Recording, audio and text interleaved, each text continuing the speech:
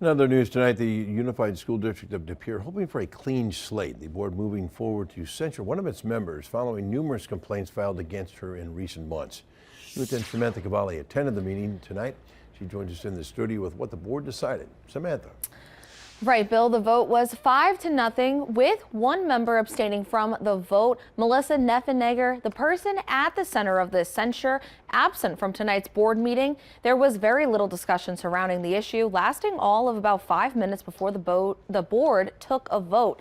As we first alerted you, Neffenegger claimed the school district was using a curriculum called 3Qing, which is not approved by Act 20 and lying to the media. The complaint was filed against her by another board member back in December. The school denied those claims, actually, and an investigation by DPI found Pere's early literacy curriculum was compliant with state standards.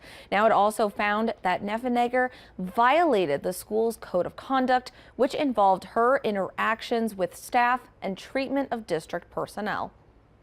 Once we're done with this issue, I plan to try to work with Melissa, pretty much clean slate, and hope that we can move forward as a result of the learning we all got out of this and the steps we're taking moving forward.